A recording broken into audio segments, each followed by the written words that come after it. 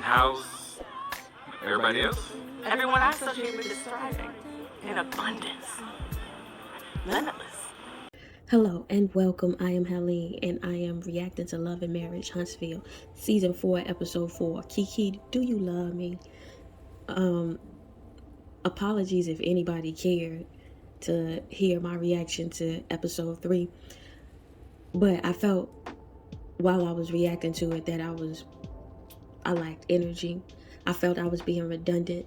Like I've said this stuff before concerning this same show. And then I would be doing nothing but adding a new voice to the same rhetoric in an echo chamber of the same analysis. We're not seeing anything different. Nobody is gleaning anything that's any different than what we have seen before. But hopefully this episode will show us something different. So the scene opens up with Tiffany down to Melody's house, I believe. And Tiffany is bringing up the pajama party and how she had the discussion with Kimmy and they ultimately resolved their whatever tension that she presumed they had. And then she characterized Stormy coming over to the couch as rehashing it or being nitpicky. And then Melody, her tone is always different for me when she talks to Tiffany, even though I agree with what she said in the end concerning Tiffany. Like, girl, we really don't have to be friends. It can be okay not to have that person as a part of your circle, and that's true. But the way Tiffany is characterizing it is as if she's delusional. Girl, you jabbed at that woman. She sat down on a conversation in progress. Yeah, she might have imposed on the conversation in a way that was none of her business, but still, the business was being, she did ask. Kimmy did share what the conversation was about. So she delved deeper because somebody who was a party to that conversation offered the information to her. It's disingenuous. And then to say you own your shit, it's delusional. At least it's delusional by the way this show is edited. Tiffany is really getting on my nerves in this conversation. So Melody is discussing... No, Tiffany brings up the fact that she went to Martell's book signing and the kids and her wasn't there. Why weren't you there?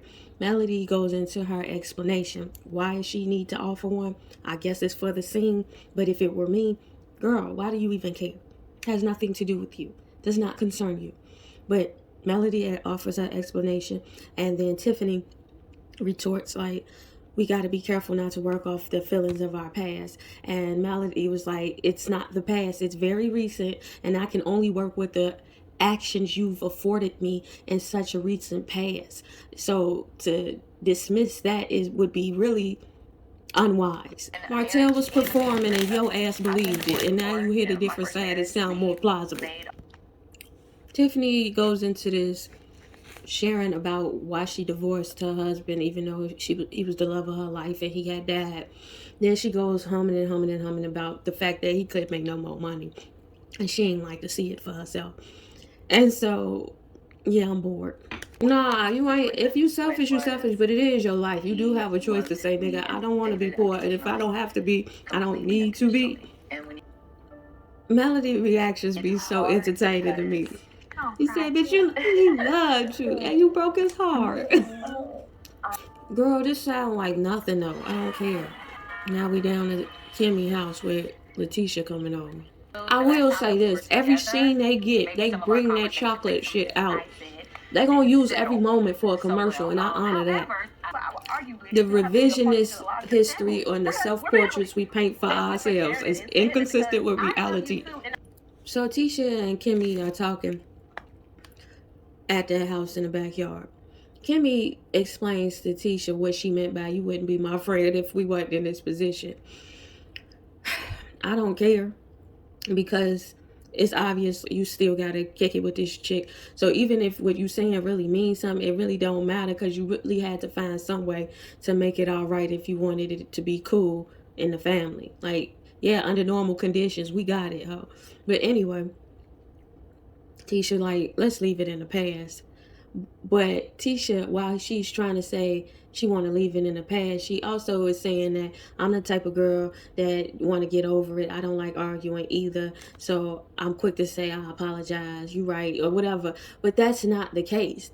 Your little squabble with Mel is an exhibition that is inconsistent with what you just said. So the conversation progressed to Kimmy enjoying her honeymoon, and then it evolves into bringing up the fact that you wasn't there at Melody's party, but guess who was, girl? It was your cousin. She was there. It was her. So Kimmy informs Letitia, your cousin was down to the party, talking all kinds of wide mouth about your life to them, and it was unfair, girl, because you wasn't there. And Tisha was like, yeah, girl, I wasn't there. That's bogus. Is that what they always say? Blood ain't always thicker than mud? That sounds like something Wanda always say. Maurice say shit. So, Maurice slid on Marceau down to Black Lounge. Maurice talked about his honeymoon and how Kimmy a whole different person down there. And he's like, it's too much information. Marceau said that to Maurice. And Maurice like, you know, you've been married the longest. I see the shade. Lou done slid through. This season got me team Marceau in a lot of ways. So, Lou slide on them. They discussing their run-in down at the reunion, as Lou characterized it. He said it was unfair. Marceau was like, I think it was fair. You don't have a right to speak on my marriage. I didn't ask you. Your transparency and all of that. Really what it is Tiffany running off at the mouth and Lou having to use his logic in an effort to protect his family and his woman based on her behavior by coming out her mouth. So they were down in a confessional. Marceau said, you don't have a right to speak on my marriage. He said, did we speak on your marriage? He's like, yeah, you don't have a right to say my marriage is a bad marriage. You don't know. So, and though I think their marriage, from what is shown through some edits and whatnot and what they are performing, it's not a great marriage, but I'm not on television trying to be in a circle or give a fuck what they think. Lou apparently wants to be down like Brandy, so he might want to mind his words if you really want to be down. But anywho, not even his words, your wife's words. But anywho, Marceau was like, you can't speak on my marriage. And then they flash back to Tiffany running off at the mouth talking about their marriage ain't so great. I don't know, man. Is it me or is it this episode Marceau is looking different? So I still don't like this nigga, but he putting his foot down in a way like, is it ego? It sounds like you want to end things on some type of let's agree to disagree. Who are you to have an opinion about my marriage? And it's like it ends right there, or the scene kind of get interrupted right there. And Lou is kind of backing down. And it's true. If you're going to be around these people and feel like you could talk reckless about their marriage, you shouldn't feel away when they bring it to your attention in a reunion setting. Although that was your first reunion, you still got to account for what you say. Lou backpedaling now. You the one brought this up and talking about now you want to rehash it. You the one who brought it up. Marceau, now you backpedaling. You was upset about him talking about giving advice. Lou sounding like a real fan right now. I know. Hello, you know me. Nigga, I ain't broke bread with you. Oh, I see what you saying, man. Now you backpedaling. Girl, let me find out you a fan.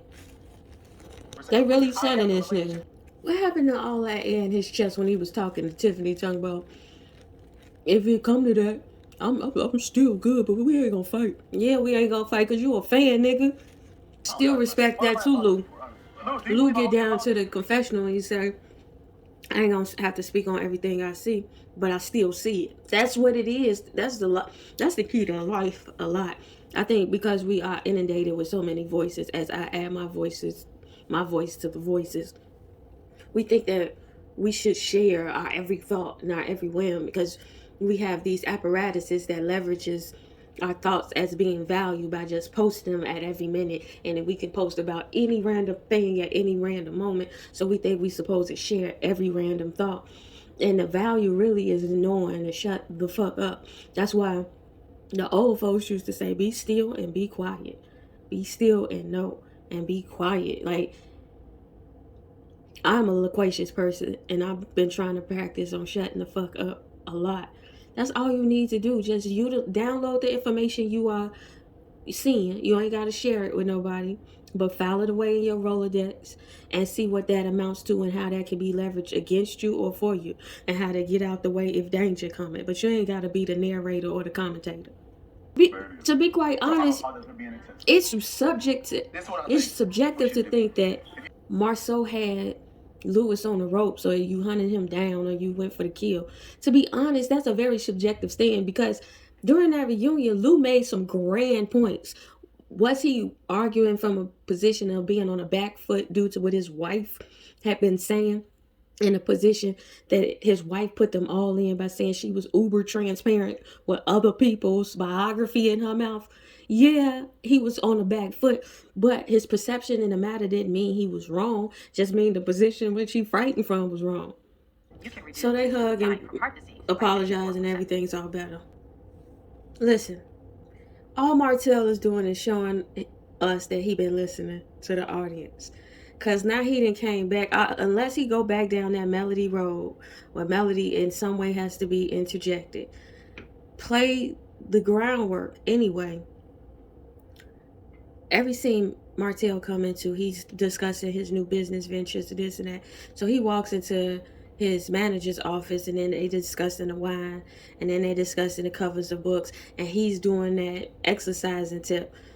As he should. Like many people say, that man is gorgeous. He is a beautiful man. Ain't no lying about that. You had good taste buds when it came to the visuals.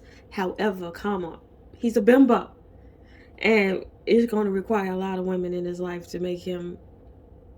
Because I don't think he see the forest for the trees. I really don't. I think he missed the point a lot of times. I'm not saying he's on the spectrum, but I am saying he ain't the brightest bulb in the socket. And so there's a lot of times where I don't know if his blind spot is the fact that he can't take fault, thus it makes him stupid.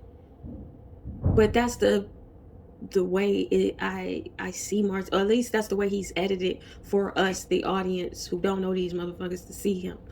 So anyway, Martell comes in the office and they are going over these things. And he's discussing what was that? The exercise and stuff. And that's another part. Do videos. Do YouTube videos of you training and shit. Then package that as a workout regime, and then show your food. Girl, you got money you could get out of the exercising. Gee, make a book, make a vlog, make a channel, a YouTube channel for that. Make grand production. Make sure you be on the production side of it. Don't be just in the... I know you Martell, and you could probably get away with that for like the first month, but up until then, try to be improving that shit. Get a YouTube channel, then get some like license your name to be a brand on like mug with the workout cups and workout equipment and workout clothes for men and shit like that. Gee, you could flip that. You could be Billy Blanks if y'all got long-term vision with it. That other shit don't make a lick of sense. Why the fuck is a non-drinker selling me wine? It didn't make sense when 50 Cent was selling me liquor. I thought this nigga don't drink. Why is you selling me liquor? You don't know. Same with Future telling y'all to take Percocets. Why? You don't take them. Why is Martell selling me wine? Anywho, so I say all that to say, so the cookbook is a good idea on paper, but the book cover that y'all have shown, both of them look cheap and not well thought out. Because him not having no shirt on could have worked in a artistic way with a more qualified eye for that. And even this mock-up for the second cover still looks like cut and paste. dude, y'all got some good ideas, but don't miss it on the landing. This is what I didn't share that I could have shared in my reaction last week. Martell's disposition concerning Melody not bringing the kids down to an event that was scheduled during her legal time to have these children. I don't know if he informed her a month in advance, 2 weeks in advance, 2 days or 2 hours or 2 minutes in advance. To know that this woman has these children during these times. And you argued last season about the fact that during these times she is not spending time with them. Other people are watching the children. Apparently, according to what they're editing and showing us, during that time she was spending it with the children. So she's supposed to forfeit that time because you scheduled during her time of her parenting to have something for them, especially when you have not afforded her the space and the time for her to recover off of your bad deeds. It's really giving, I am the center of the universe. Like, why wouldn't you do what I need for you to do? I understand he's trying to frame it like, but it's the kids. The kids are the authors. So if you were so gung-ho about it being about the kids, why not make sure that the kids could be there by scheduling it during your time? So homegirl is making points. She's trying to organize this wine release party where he fixed recipes for celebrities down in Atlanta for this wine release. So he's saying who should be on the list. He bring out Maurice and Marisol, and she like, is that a good idea? He's like, what you talking about? That picture? It's really some funny shit. And she was like, well, keep it in a group text, because I don't have the time to keep expending to keep fixing shit that shouldn't really be none of nobody else's business if that was the purpose of it. Instead of now I'm having to put out flames concerning your reputation that distorts the brand, because that's that buffoonery, that's that bimbo shit, that's that stuff that make what could be a good idea a bad idea in the long run. Like going into business with you might know how to build a house by hand, but you not having the licenses, the appropriate licenses, make you the bimbo in the situation. That kind of felt inorganically placed in the conversation. But Melanika, his manager, brings up after she's going off on this tangent of having to put out fires unnecessarily. Like, I know you, I grew up with you, and my family know you, and this is not who we thought you were or whatever. It is who he is, though. He actually did that. Now, is that to say that has been the majority of his life? No, but it is a capacity of his life.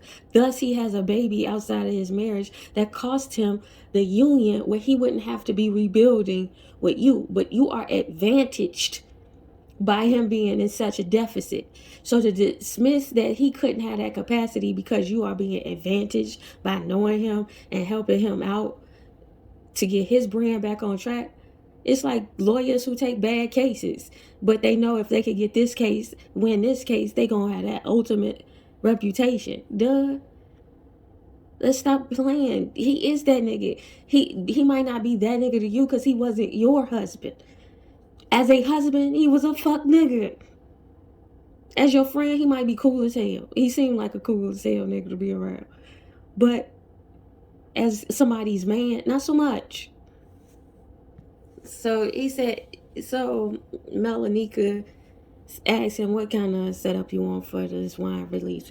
And he like, I want beautiful women's. It's about that's who I wanted to drink. Women's, beautiful women's, that's all he could say. So she goes, well, can the linebackers come? And so they laugh. And she like went as to, I guess, assume the identity of a linebacker. But girl, why give Ariane that? So Stormy and Tiffany out because Stormy wanted to give Tiffany another chance and getting to know her better. Until Stormy show me otherwise, I'm going to trust the fact that I mess with her.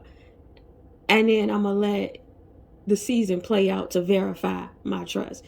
When they say trust but verify. Immediately, she's trying to apologize.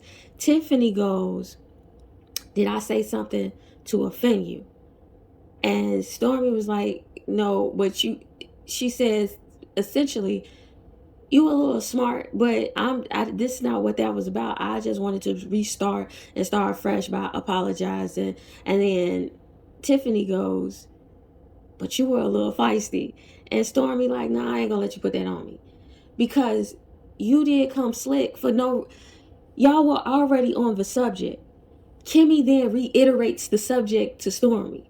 Stormy then dives deep because it's open for discussion, apparently, because she said that, and y'all, instead of going, we discussed on between ourselves, you didn't leave it at that. You gave her the topic. You volleyed the topic up. So now she's entering into the fray like, well, girl, that's how you were introduced. Now you bringing up something that has nothing to do with anything to try to undercut her at a topic that had no animosity really in it. Is really awesome from the outside looking in. How would they know to look at you as something different when that's the way you were offered up or introduced, that you work down at this commerce? And that's the way she was introduced to us, the audience. So now when you do bring up the Chamber of Commerce, it is like, girl, what were you doing down here? So to try to deflect, it do make it seem like that story sound a little more suspicious. I think It's overused because you used it. I really try not to be. So they hashed it out or whatever. I still don't see it for Tiffany. Please get rid of her. She irritates me. So Stormy said, forget about that girl. I apologize for being feisty. Tiffany goes, you wouldn't receive what I had to say. But it is a low, I don't know. I got to figure out what that 12-year-old comment was about then. Because whatever happened when she was 12, it really was a back you up off me move she made. Because it did back Stormy up off her. So I wondered, how can you equate that, though? Tiffany then goes into this conversation about, no, Stormy like, I apologize. So about this transparency thing, how did this come about? And then Tiffany goes, oh, it's the most overused word because you introduced it as your moniker. You the one came through as it on this magic carpet of transparency with other people's lives in your mouth. But you didn't think that was going to reverberate. You sounded it like it was an alarm of your existence. It's interesting because it begs the question, is there a script? Or is there not a script? Are people producing themselves when they get on reality show? Like they already have made up in their mind, this is what I want to show. This is how I'm going to show it. And I'm going to try to frame it this way. But they lack the charisma to pull it off. And they overestimate themselves in a framework of television and entertainment. Tiffany is not entertainment. Her now trying to reframe it from transparent to real. I guess, girl, authentic. I guess, girl, but I feel the heart already spoke. The heart said transparent, and then when held account, maybe you were telling the truth. Like I say, I guess, girl, like when held to account of the standard of transparency, you realize you didn't measure up to that word. Now you have to reframe what you were saying to something you really thought you could measure up to, and that was now being authentic. And you thought those were synonyms, I guess. So now we're going to hold you to the standard of you being real. And so what is being real, though? Because is real just being functional? Before Stormy get to it, I'm finna get to it. Girl, shut up, Tiffany. I feel like Tiffany be scrambling to connect to people, but she don't know by which grounds to connect with people. So she just throw a bunch of shit in the wind and hope that land and somebody bites on whatever she's talking about. And it shows me more about that conversation she had with Destiny last year, because she was trying to connect with Destiny on being, I was misunderstood, or you misunderstood. And it's like, girl, it's not the same. I was misunderstood on this ground. You were misunderstood by throwing other people's business in their face. Like, girl, and calling it transparent. That's not the same thing. And so she's throwing whatever, hoping it'll land and it'll stick. And Stormy is the type of personality who not playing like that. And she's unapologetically not playing like that. She said, I zoned out about 5 sentences ago. Maybe because she keeping it brutally honest, it's entertaining for TV. I don't know. Maybe in real life we supposed to pretend, but it reminded me of Patrice O'Neal, the comedian, who is basically saying how what makes him an asshole to people is because he didn't agree to the social contract, the written rules of how to relate to people, and he don't have the time for that. And it feels like that is the role Stormy is playing. Like, I didn't sign up for this. I don't find it consequential to have to play along like I gave a fuck 5 sentences ago. Tiffany attributes it to baby brain. Then Stormy goes off into this conversation about how she was trying to get pregnant, couldn't get pregnant, found out she shouldn't get pregnant naturally because she had endometriosis. And so they advised her to get pregnant through IVF. And it felt like all Tiffany's reactions was like, I guess she don't care about this conversation either. I guess that's what they're giving me. Like, they both don't really care about each other's conversation. Tiffany goes, so do you want to do it again? Get pregnant again? And Stormy is like, no ma'am. She almost died, so no ma'am. I think Tiffany zoned out about 5 sentences ago, the way they edited it. But anyway, Stormy is going through the details of how she almost lost her life trying to bring life into this world. And I guess this is her framing the reason why she don't ever want to be pregnant again. I always assume that Tiffany was in her 40s. Maybe I'm wrong for that, but she's 34. Okay. I'm not saying nothing bad. I'm just, maybe it's the way she dresses or the way she carries herself that ages her. Because now that she say she 34, I mean, I guess you could pass it as 34. But I wasn't thinking that you were 34. So it's feeling like an interview at this point. So after Stormy relays the information about her pregnancy, Tiffany opens up about how she had her first pregnancy wasn't fun. She was young and all of that. But now that she's with Lou, she want to have another baby. And Stormy like, you 34, right? And she was like, yeah, but I'm trying to envision now having a little baby while having her grandparents down there and maybe having somebody to help who's right around. So Stormy goes, well, go a little deeper into your family life. Talk about that. You didn't have your biological family. It's something she was talking about. Honesty, I'm seeing, is taken as recklessness. And you have to be ever so gentle with your words. But they patched shit up, and she glad that they had a conversation. She talked about her being adopted and found in Birmingham, and the fact that Stormy couldn't relate because she had her father, and so she feels for anybody who didn't have their parent. And apparently Tiffany's storyline is gonna go be finding her father. Then again, when the scene ends, I'm with it. So and Tiffany goes, are we good? Stormy go, well, we getting to know each other, you know. It just said, what is that? Is that bad or good? Stormy go, it is what it is. Like, those are the moments I appreciate. And you have to be present with yourself to honor that with yourself, to even say that. Because a lot of people would lie and be like, oh yeah, we good, until we ain't. And now I gotta backtrack on the position that I took. No, I give my time and space to understand who you are. And that's cool.